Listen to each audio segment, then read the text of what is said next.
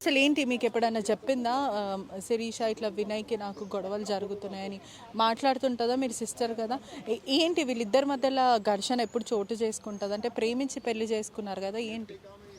వాళ్ళు ఆయనకి అనుమానం ఎక్కువ ఆవిడ మీద. తాగుతాడు, టార్చర్ బాగా పెడతారు.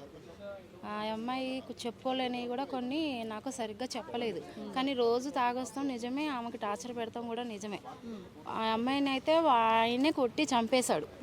అతను చంపకోకుండా అయితేనే అంత దొంగతనంగా అయితే తీసుకెళ్లాల్సిన పని ఉంది ఆయనకి. మాకు ఏమని చెప్పిందంటే అతను ఫోన్ చేసి మీ చెల్లి చనిపోయిందని కూడా చెప్పలేదు, కడచూపు చూసుకుంటాకి రండి అని చెప్పింది. కడచూపు ఏంటి, చనిపోయిందని అంటేనే వస్తాం కదా మేము. నాకు భయం వేసి ఫోన్ చేశా.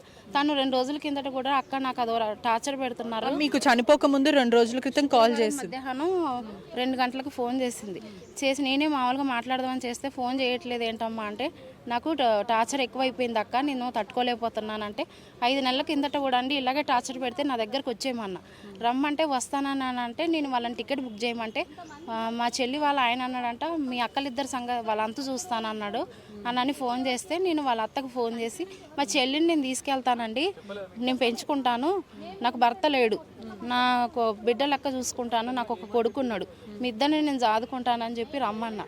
వస్తానని బయలుదేరిన దాన్ని కూడా వాళ్ళు చంపుతాకి టార్గెట్ పెట్టుకున్నారండి. అందుకే తనని నా దగ్గరకు కూడా పంపించలేదు. నాను ఆనూపను చూసుకున్నారు. ఒక 5 నెలలు ఆగాము మేము, సర్దుగా బాగానే ఉన్నారేమో అనుకున్నాం, కానీ తాగొస్తామే టార్చర్ పెడతామేనంట. సరిగ్గా మాట్లాడతాం కుదరట్లేదు. ఒక అమ్మాయి, ఆ అమ్మాయిని కూడా వాళ్ళ అమ్మ నాన్న దగ్గర శ్రీశైలం దగ్గర ఉంచుతున్నారు. ఈ అమ్మాయిని చంపుతాకి వాళ్ళు టార్గెట్ పెట్టుకున్నారు కాబట్టి తల్లికి కూడా అలవాటు అవ్వనివ్వలేదు. వాళ్ళు అత్త మామల దగ్గరే ఉంటుంది. వాళ్ళ అమ్మ చనిపోతాం కూడా ఆ అమ్మాయికి తెలియదు. మా చెల్లిని చంపింది వాళ్ళేనండి, నాకు తెలుసు. బాడీ మీద కూడా అనేక మార్క్స్ ఉన్నాయని చెప్తున్నా. కొట్టి చంపేశారండి, బలవంతంగానే కొట్టి చంపేశారు మా చెల్లిని. మా చెల్లి బాగానే నాతో ఏదన్నా ఉంటే చెప్పుకుంటుందండి. తను నా సొంతంగా అయితే చనిపోయే రకం కాదు, చాలా ధైర్యం అయింది. మాకు మేము అనాథలం, మేము తల్లిదండ్రులు లేరు మాకు, మేము ఎవరి కాళ్ళ మీద వాళ్ళే మేము బతికి మా అంతటా మేము ఇంత కాడికి అయ్యాం మేము. మా చెల్లి అయితే చనిపోయే అంత పిరికిది అయితే కాదు, సొంత చెల్లి నా తర్వాత తను. మా అమ్మ నాన్న చనిపోగానే తనని ప్రొఫెసర్ వాళ్ళు సాదుకున్నారా? మా అమ్మమ్మ మా తాతయ్య తీసుకొచ్చుకున్నారు. మా అక్కని నన్ను వాళ్ళు ఉంచుకొని మా చెల్లిని వాళ్ళకి ఇచ్చారు. మా చెల్లిని వాళ్ళే చదివిపించారు. చంపేసిండండి మా చెల్లెను, చంపేసిండు. వాడు బాగా టార్చర్ పెట్టేదంట మా చెల్లెను.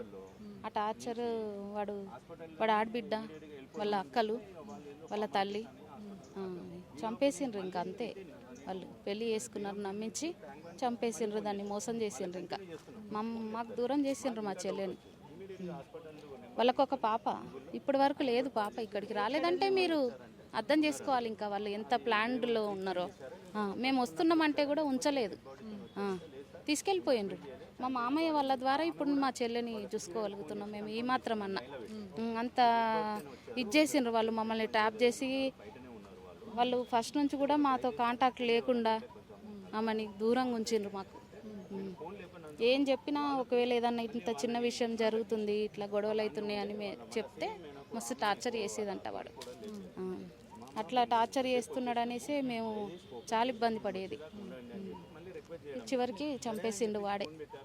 కుటుంబ సభ్యులు కూడా ఎంతో ఆవేదన మరియు ఆగ్రహం వ్యక్తం చేస్తున్నారు. మా చెల్లిని శిరీషాని వినయ్ భర్తనే చంపాడు, గతంలో కూడా చాలాసార్లు అనేకసార్లు టార్చర్కి మరియు వేధింపులకి గురి చేశారని కుటుంబ సభ్యులు అయితే ఆరోపిస్తున్న పరిస్థితి అయితే కనిపిస్తుంది. ప్రపంచంలో ఏ మూల ఏ క్షణం ఏం జరుగుతుందో వేగంగా తెలుసుకోవడానికి తొలి వెలుగు వాట్సాప్ ఛానల్ని ఫాలో చేయండి.